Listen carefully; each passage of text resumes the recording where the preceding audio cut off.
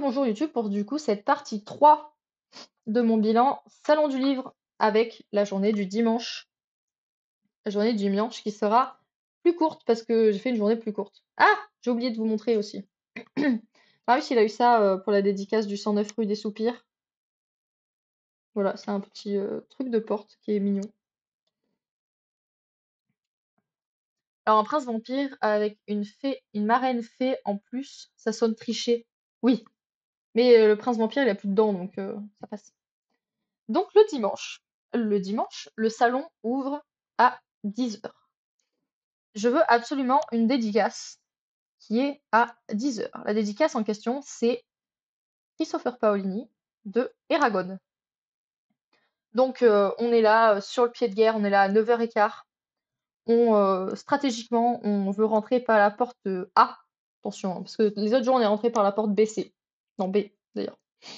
Et là, on va rentrer par la porte A, parce que non seulement il y a à peu près 3 fois moins de monde, mais en plus, cette entrée se trouve au premier étage. Et le premier étage est celui où on va se faire dédicacer Christopher Paolini. Donc voilà.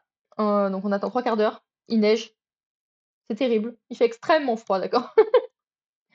Et donc le salon ouvre à 10 h. On fonce.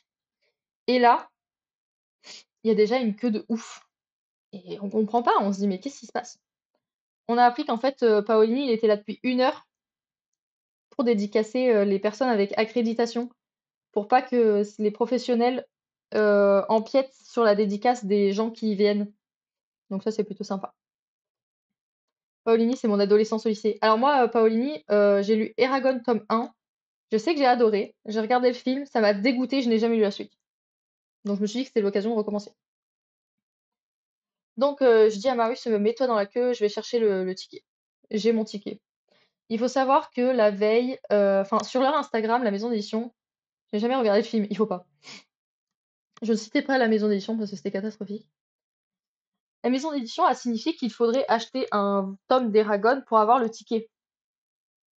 La veille au soir, je vais voir à la maison d'édition, je leur dis voilà, j'aimerais être à la dédicace de Eragon demain. Est-ce qu'il faut que j'achète le livre demain matin pour avoir le ticket? Et on me dit bah non, non, non, je leur dis j'achète le tome ce soir et après ça posera pas de problème. On me dit oui, oui, ça n'a pas posé de problème. Mais ça veut dire déjà qu'il y avait un problème de communication. Collège pour moi, tome 1, 2 et 3 est dégoûté que le 3 ne soit pas la fin de la trilogie annoncée. Aussi, il y a eu trop de temps entre le 3 et le 4. Ben là, il y a le 5 qui vient de sortir, donc, imagine. Donc, je récupère mon ticket, je rejoins Marius qui était dans la queue. Et là, en fait, la queue est extrêmement longue. Vraiment, en 5 minutes, il y avait déjà une queue immense. Et, euh, et là, on nous dit, un mec vient nous voir et nous engueule en disant, oui, vous bouchez une autre maison d'édition, ça va pas du tout, on vous déplace. Donc là, il y a le stand. On était comme ça, on débordait sur une autre maison d'édition. On nous prend, on nous retourne, on nous met de l'autre côté. On était sur une autre maison d'édition. Et là, notre maison d'édition est un peu en colère, donc c'est normal, hein, on cachait tout son stand, c'était catastrophique. Et le libraire, il vient nous voir, il dit oui, vous cachez une autre maison d'édition, allez faire un tour et revenez plus tard. Vous avez votre ticket, revenez plus tard. Et là, on le regarde et on lui dit mais la dédicace, elle dure qu'1 heure, 10 h 11 h. On va pas partir, c'est déjà 10 h 30.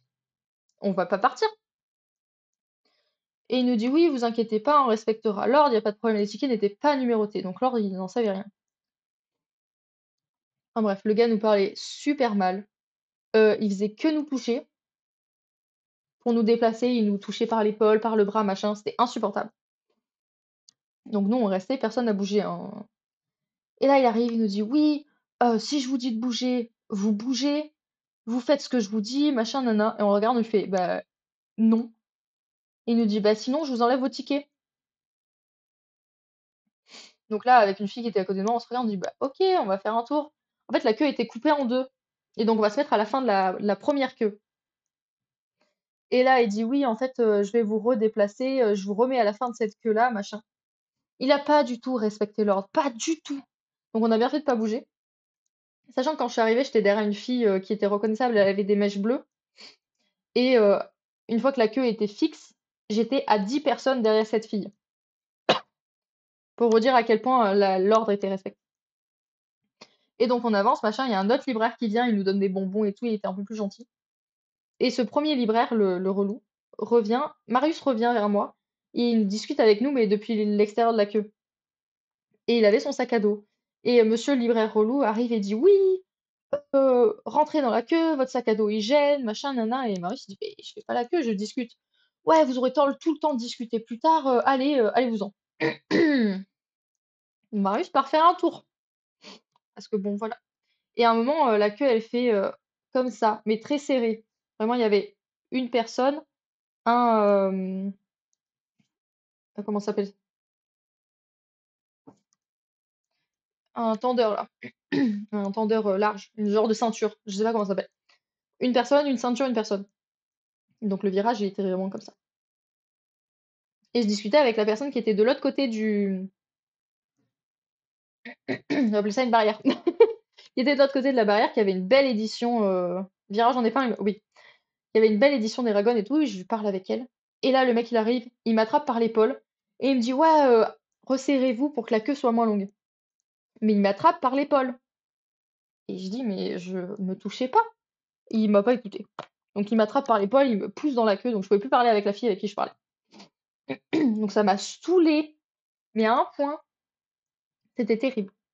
Et là, il y a une autre libraire qui me dit: «Oui, vous aurez pas de dédicace personnalisée», enfin, elle vient me voir, elle me dit: «Vous avez que, Eragon». Je dis: «Bah oui». Elle me dit: «Ah, ça va pas le faire». J'ai dit: «Comment ça va pas le faire?» Elle me dit: «Bah, si vous avez pas Murtag, le dernier livre, ce sera pas possible». Et je lui dis: «Mais enfin, j'ai le ticket, je fais la queue, je l'ai acheté sur votre stand, faut pas abuser au bout d'un moment». Elle me dit: «Bon, OK, mais vu que vous avez pas Murtag, vous aurez pas de dédicace personnalisée». J'ai pas eu de putain de type, ouais, j'ai pas eu de dédicace personnalisée. C'est pas grave, j'ai ma dédicace quand même. Ça me va très bien, mais c'est relou, hein. Donc voilà, petite dédicace, toute simple. Paolini était attends, voilà, je cache la maison d'édition, mais c'est très facile à retrouver qui c'est. Sachant que j'accuse pas la maison d'édition parce que je crois que c'était des libraires, je sais pas si c'était des éditeurs. Et Paolini était hyper gentil, il essayait de dire mon nom parce que Clara, en anglais, c'est compliqué, il y a un R, il y a 2 A, il y a pas d'accentuation, enfin c'est c'est compliqué pour les Américains. Il y avait son interprète à côté et lui il fait: «Clara». Je dis: «Oui, Clara». Il me dit: «Clara». Et là, en anglais, il dit super vite à son interprète: «Oui, mais c'est bizarre, c'est bizarre le français, il y a pas d'accentuation sur des syllabes et tout». Et son interprète, il lui dit: «Non, mais t'inquiète, tu t'en sors très bien». Moi, j'étais en mode: «Mais oui, c'est très bien». Heureusement, alors, après tout ce calvaire, oh oui, oui, oui. Et je dis: «Oui, oui, vous en sortez très bien». Et bon, à part le R, je sais que c'est compliqué le R, pour les Américains. Mais c'était vraiment très drôle. Il était très gentil et en fait, après, apparemment, il a fait une lecture des premiers chapitres de Murtag en français. Donc je pense qu'il s'entraînait un petit peu à prononcer les mots français, mais il était très, très gentil. Et on a eu un petit goodies, petit, porte-clés, Murtag. Voilà, c'était épique. Ouais, l'orga, c'était catastrophique, hein. Mais Paolini était vraiment très, très gentil. Pendant ce temps, marrant, il y a pas mal de personnages anglo-saxons avec ce nom. Ça doit être son accent de son état. Bah, je sais pas, il avait du mal à le dire à la française, en fait. Pendant ce temps, Marius, part pour me faire dédicacer un autre bouquin, Imami de Suzy Morgenstern, mais il revient, bredouille parce qu'en fait, Suzy Morgenstern était malade. C'est pas de sa faute. On est bien d'accord? Donc voilà, pas de dédicace de Suzy Morgenstern. Tant pis. Après ça, on fait un tour parce que prochaine dédicace, est à 14h. Et voilà, à 10h30, moi j'avais Paolini. On était bien tranquille. Et Marius m'a acheté un livre qui est de, Manon Fargeton, Le cycle des secrets. Il me faisait de l'œil depuis un bon petit moment, édité chez Gallimard. Donc pour Clara qui va récolter les 1000 secrets d'Aletheia. Avec un joli tampon. Et celui-là, je voulais le résumer parce que je ne le connais pas encore. Et c'est un peu compliqué, j'ai l'impression. Dans la cité d'Aletheia, en conflit avec l'empire voisin, Laura appartient au clan des marins. Isolée, décriée par son propre clan, la jeune fille tente de trouver sa place dans des jeux politiques troubles entre trahison et complot meurtrier. Mais dans l'ombre, un autre danger menace Aletheia. Les magiciens mènent une lutte sans merci. Equinox, la plus ambitieuse de tous, a reçu ses redoutables dons d'un masque millénaire et nourrit ses pouvoirs des secrets de ses victimes. Un soir, Equinox entre en contact avec Laura. Elle a un secret à lui révéler. J'aime bien le fait que les pouvoirs viennent des secrets, et les secrets sont plus ou moins puissants. La couverture brille, c'est très joli. On voit bien hein, sur le retour là, les petites brillances mises en valeur. Donc voilà. Donc ça m'a réussi à me l'acheter parce que j'étais déjà au bord de mon budget. Donc très joli. Donc après Manon Fargeton, on est allé voir Anne-Laure Bondou, qui en gros, elle a écrit un livre qui s'appelle Nous traverserons des orages, que Marius a acheté, qui a gagné la pépite d'or du Salon du Livre. En fait, le Salon du Livre de Montreuil, ils font des sélections, le prix pépite, et donc il y a des gagnants. Il y a la pépite d'or qui est le gagnant de toutes les sélections, enfin le grand gagnant. Il y a pépite d'or fiction ado, il y a pépite d'or BD, il y a pépite d'or album. Donc voilà. Et moi, de base, j'y allais juste pour faire dédicacer ça. L'aube sera grandiose. Et en fait, j'avais pas capté qu'elle avait écrit d'autres trucs. On y allait une petite heure en avance. Et quand je me suis rendu compte qu'elle était pépite d'or du salon, je me suis dit, on va rester là, parce qu'elle va avoir du monde. On était premier. Donc on attend devant le truc de dédicace. Et là, on nous dit, vous faites la queue pour qui? Il y avait deux filles avec nous qui étaient pour la queue de Jean-Claude Mourleva. Je vous raconterai après Jean-Claude Mourleva.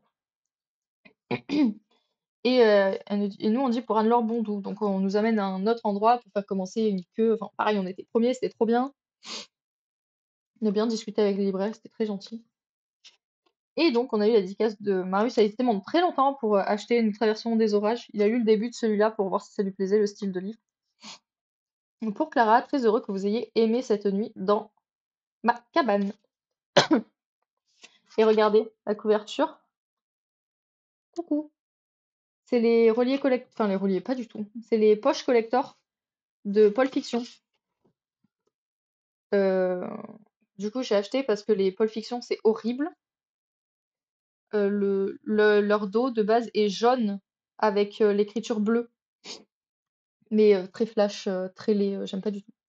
Et ils ont sorti deux bouquins en édition poche collector comme ça, qui est celui-là et L'année des grâces, qui est très très cool. Donc je me suis rendu compte qu'elle était au salon, donc je l'ai amenée et j'ai fait des dédicaces. En gros, je vais vous lire le résumé aussi. Ce soir, Nine, 16 ans, n'ira pas à la fête de son lycée. Titania, sa mère, en a décidé autrement. Elle embarque sa fille vers une destination inconnue, une cabane isolée au bord d'un lac. Il est temps de lui révéler l'existence d'un passé soigneusement caché. Commence alors une nuit entière de révélations. Et quand l'aube se lèvera sur le lac, plus rien ne sera comme avant. Donc ça, c'est secret familial, enquête, drama. Vraiment très sympa, très fluide.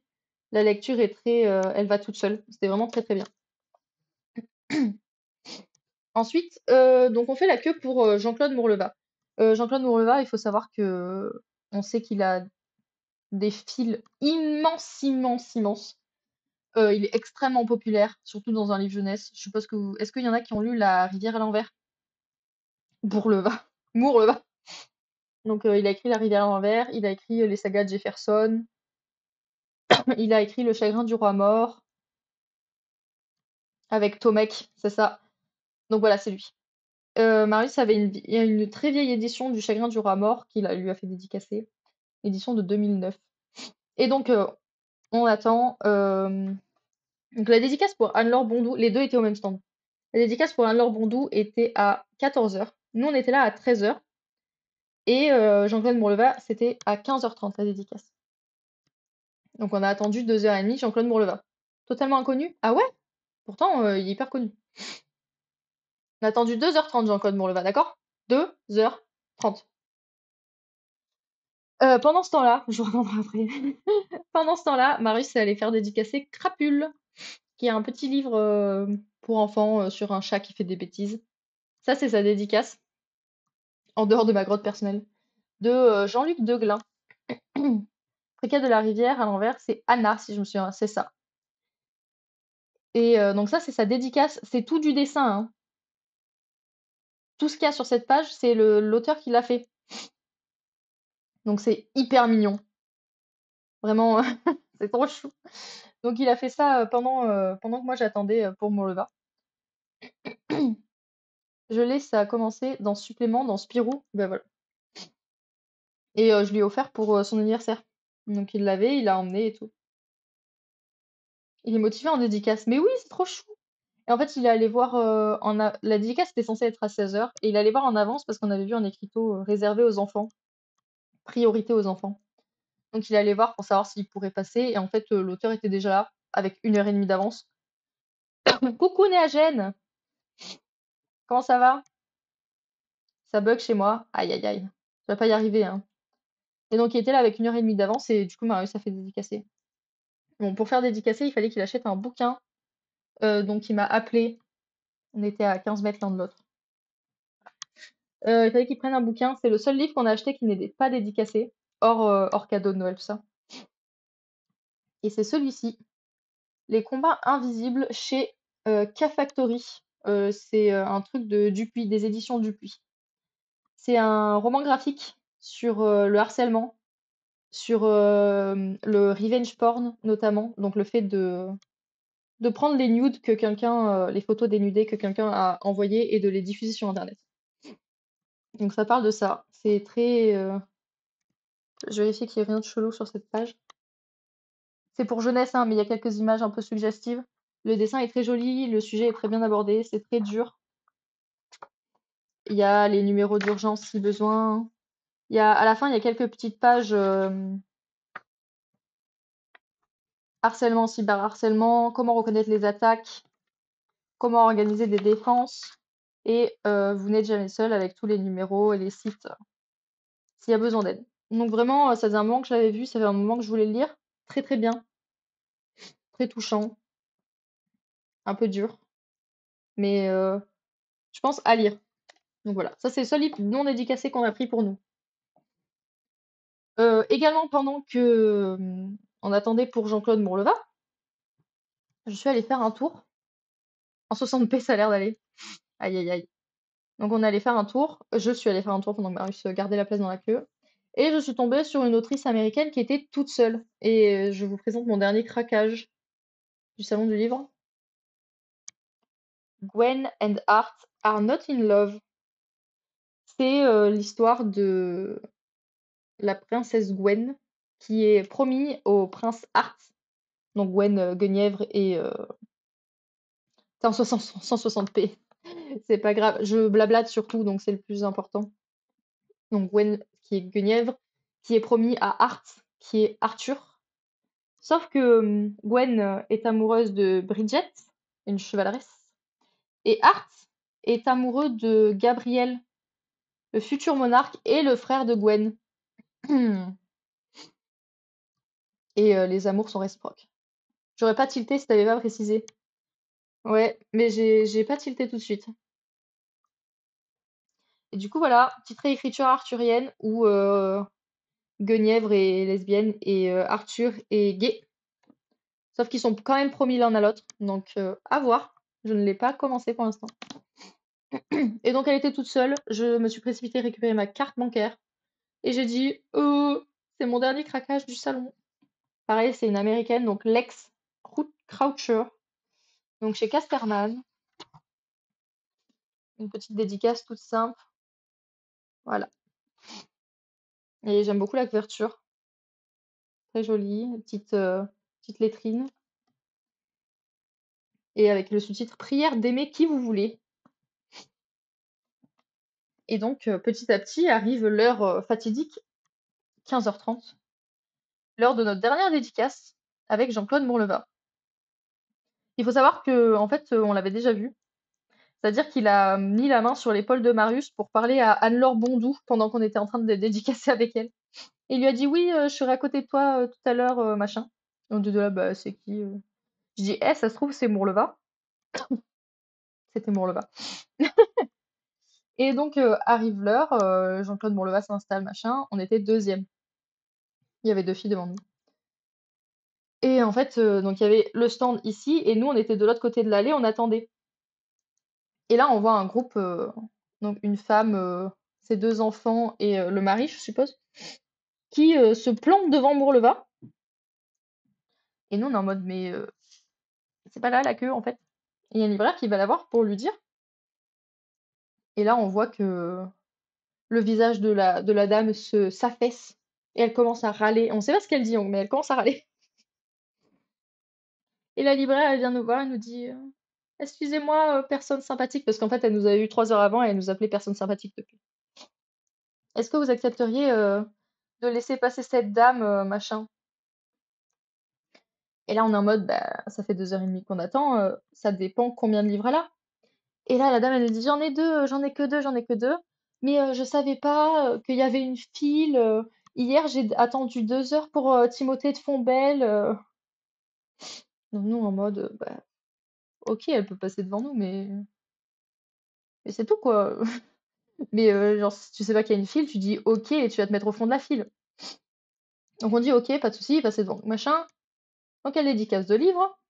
Son, enfant, je vais pas supposer son genre parce que j'ai un doute, sort quant à elle, lui, 3 livres supplémentaires. Il y a son fils et son mari qui se ramènent, son fils avait un bouquin et la dame sort un ou 2 livres supplémentaires de son sac. Je vous dis pas la révolution dans le dans le début de la queue. Oh, on était en colère, mais en colère! On était dégoûtés, en fait. Parce qu'on sait qu'on est premier, on sait qu'on va passer machin, mais c'était une question de respect. Et la libraire, on l'a saoulée, elle nous regarde, elle fait: «Mais c'est bon, enfin, vous aurez votre dédicace». Et on lui dit: «Oui, oui, non, mais il y a pas de problème, on aura notre dédicace. Mais c'est une question de respect, on la laisse passer» et là, elle abuse. La libraire, elle était saoulée autant de je pense qu'elle était saoulée de nous parce on râlait, c'était du râlage, mais ça restait bon enfant, c'était pas méchant. Mais tellement nimp. Et à un moment, il y a une dame qui arrive, elle dit: «Voilà, je suis PMR, tout ça». Et la libraire, elle se retourne vers nous, un peu agacée, et elle nous dit: «Mais voilà, la dame, elle est à mobilité réduite, est-ce que vous la laissez passer?» L'air de dire: «Bah, on est relou, on laisse passer personne». Et là, on lui dit: «Mais elle est en à mobilité réduite, la question, elle se pose même pas. Bien sûr qu'elle peut passer. Nous, voilà, mobilité réduite, il y a pas de problème, vraiment, il y a aucun problème. C'est juste la dame relou, genre nous aussi, ça c'est bon, hier, on a attendu, 5 heures pour Julien Nil. Voilà, nous aussi, on a fait la queue, on a attendu». Vous êtes tellement gentils, les gens n'ont aucun savoir-vivre. Ouais, on était saoulés, hein. Et donc on laisse passer la dame PMR qui, elle, n'a pas abusé du tout, elle avait que 2 bouquins. Et après on passe, enfin. Marius fait dédicacer son exemplaire du Chagrin du roi mort. Mourleva était touché, ce que je trouve ouf pour quelqu'un qui a autant de lecteurs et sans doute autant de fans, parce que Marius avait une vieille édition de 2009. Et Mourleva, il nous dit: «Oui, c'est mon édition préférée, la couverture est trop belle et tout». Et dans la dédicace, il a écrit, «Ça me touche et tout». Enfin, je trouve ça «Merci d'avoir lu, apprécié, relu et re-aimé, ce livre, ça me touche». J'aurais répondu: «Bienvenue dans un salon, il y a des queues à la relou», ouais. Et après, moi, j'ai fait dédicacer ça pour ma maman. C'est, ouh là, ça gli ouh là! Je perds la jaquette. C'est la version BD intégrale de, La rivière à l'envers, qui est très, très jolie. Et comme dédicace, j'ai eu donc, chère, ma maman, pour vous, ce grand voyage, c'est de ma part, mais aussi de celle de Clara. Je trouve ça trop chou. Il a mis que c'était de ma part à moi aussi. Et donc les dessins sont vraiment très très jolis.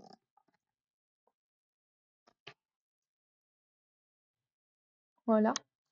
Et j'ai remarqué un truc après. Mourleva, j'ai lu Silhouette de lui. C'est un super recueil de nouvelles. Mais sympa Mourleva. Et j'ai vu ici le nom de l'illustrateur, L'Hermenier, Monsieur Max L'Hermenier. Je savais pas que c'était lui qui avait illustré ça. C'est chouette de mettre le prénom de qui offre, ouais, je trouve aussi. Max Lermenier, c'est l'illustrateur des BD Néo de Michel Bussy. Donc je l'ai vu la veille. Mais je savais pas qu'il avait illustré cette BD-là. Donc je suis un peu dégoûtée, j'aurais pu avoir et l'auteur et l'illustrateur sur ça. Mais non, tant pis. Bah dis donc. Mais je savais pas que c'était lui. Donc voilà, mais c'est pas très grave. Et c'est ainsi que se conclut notre petit périple de 3 jours à, au salon de Montreuil.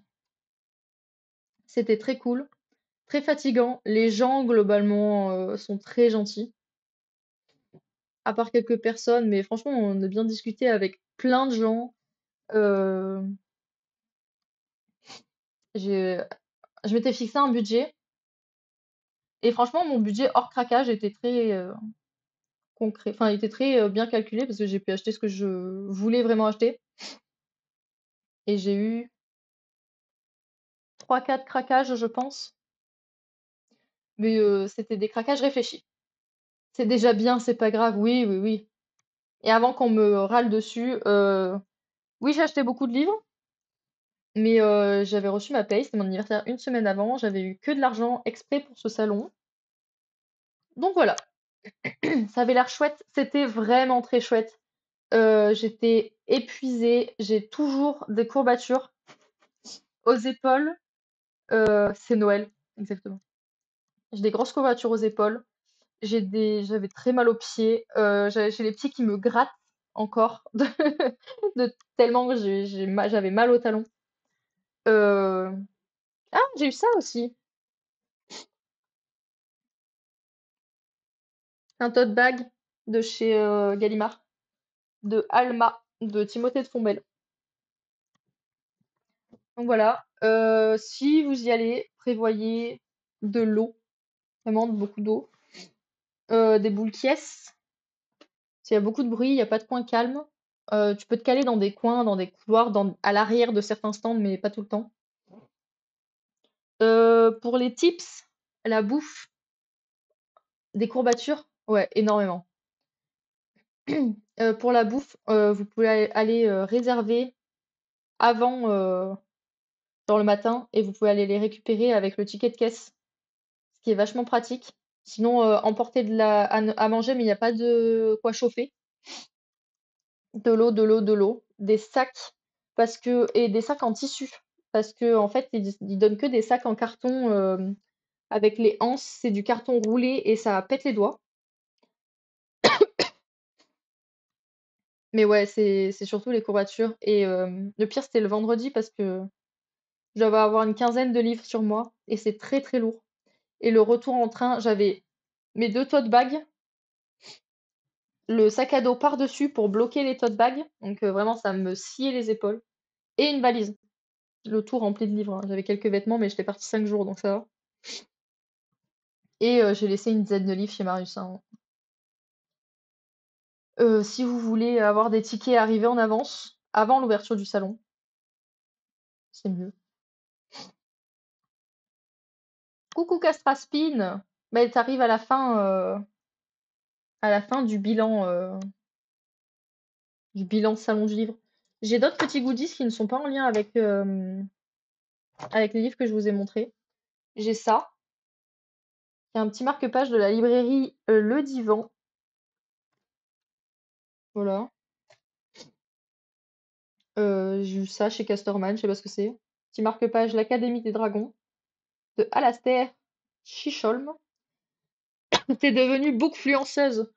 Bah en fait ça fait un moment que j'ai envie de faire un petit peu de temps en temps un stream bouquin ou des trucs comme ça et là je me suis dit que c'était l'occasion. Et ça, un marque-page Le Cœur en braille.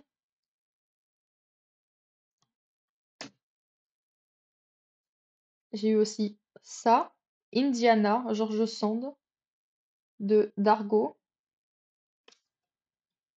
Voilà. Ça c'est Lou, ça tout ça c'est bon. Voilà. Et on peut avoir pas mal de... Ah, je les ai pas sous la main. J'ai le tome 2 de Lou Sonata que j'ai pas pu faire dédicacer du coup. On peut avoir pas mal de petits bouquins avec les extraits des livres, genre des livres à venir ou des livres déjà sortis. Ah, ils sont là-bas, ils sont trop loin. Aïe. L'Académie des Dragons, c'est une série de livres jeunesse. Je me doute, étant donné qu'on était à un salon du livre jeunesse. Donc voilà, juste pour le plaisir, je remonte ça. Et Circé, elle est trop stylée. Genre préado. Oui, je pense que c'est comme... J'ai oublié le nom. Tant pis. Voilà. Allez, au revoir.